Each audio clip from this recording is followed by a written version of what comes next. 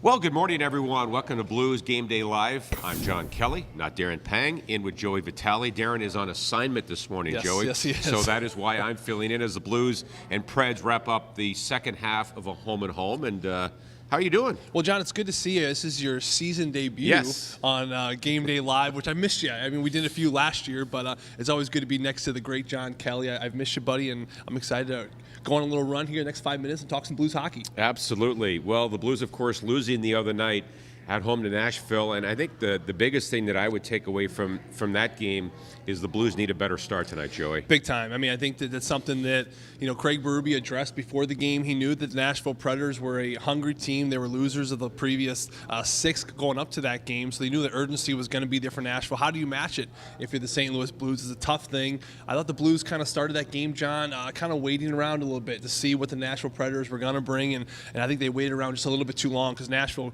not only pounced in the first goal, but two, got in a little bit of a hole right away and found themselves hard to get back into that game. I thought Nashville played maybe one of the more complete games of their season up to this day, and so it's going to be a great response here for the St. Louis Blues to see if they got some good pushback tonight. And the Blues have now allowed 40 shots or more in 2 straight games. So regardless if it's Binnington or Jake Allen, and we might see Jake tonight, we'll find out.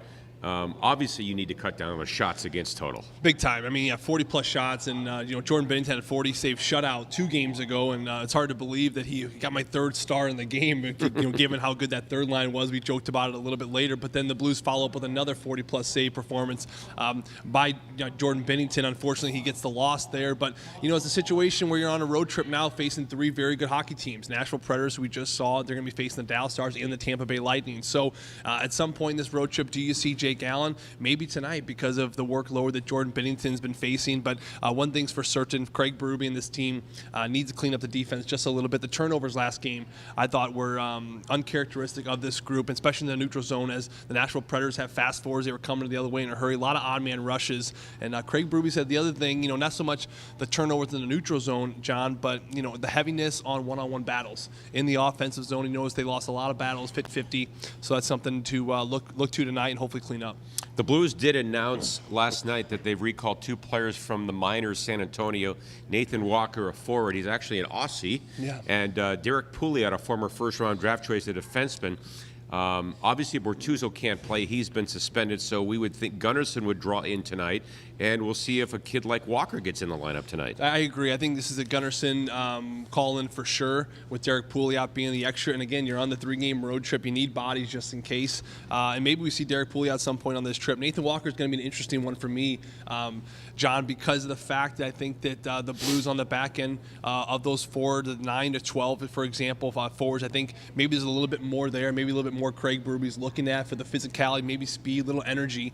And I think Nathan Walker, that's everything he does in the game. He's a great kid. He's got an incredible Australian accent if you ever talk to him. He's a great teammate down there. He's getting a boatload of points in San Antonio, and he's just all energy. He's just a ball of energy wrapped up, and I think this is something as the Blues face this month of November, and this was a big month for Doug Armstrong. He said this is where you see a lot of lulls in the Stanley Cup champions as far as maybe a little bit of a hangover. So can Nathan Walker come in at some point either tonight or this road trip and provide a little bit of a spark, which I think the Blues could probably use right about now.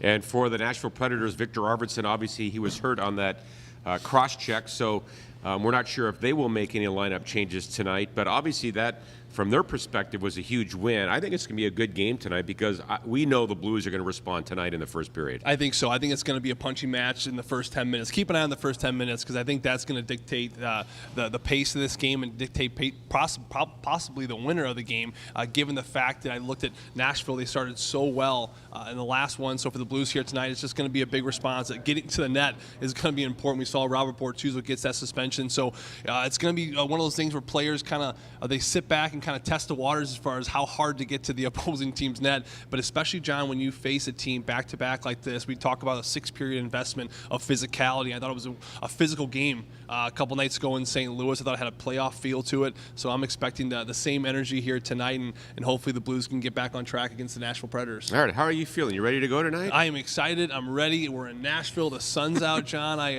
Life is good, man. Then we're going to Tampa, your old stomping grounds, tonight after the game. Yes, and maybe some golf for some of the crew down in Tampa. You're going to invite me to golf? Yeah, we'll see how you do tonight. I just called you out. All right. Yeah, exactly. All right. Well, it's always an honor to fill in for Darren Pang. How'd I do, by the way? You did terrific. right. You're definitely a little better looking. Oh, You wow. got the good head of hair. Don't tell him I said that. But no, Have you heard of Wally Pipp, by the way? I have not heard of Wally Okay, Pipp. he's the guy that was a Yankee player, and he took a day off, and Lou Gehrig came in the lineup. Oh, boy. And he only played in like 2,500 games in a row. So by Panger not being here today, he might get Wally pipped. Or Kurt Warner, I guess you can make the argument. Exactly. Well, yeah, Trent Green. Well, he went down for injury. Yeah, there was a different circumstance. He had an ACL. But Panger might have a upper body injury. We don't know. We don't know that today. No, But we aren't disclosing his type of injury. So. I wouldn't want to hurt him for that reason. I mean, you are good, but. Right. All right. Enjoyed it. This has been Game fun. tonight, 7 o'clock. Fox Sports Midwest, 6:30 pregame. And, of course, on 101 ESPN. You come on at what time tonight? We do 6:30 pregame. 6:30 pregame as well. All right. Both on at 6:30. Beautiful. All right. Blues and Preds tonight from Music City.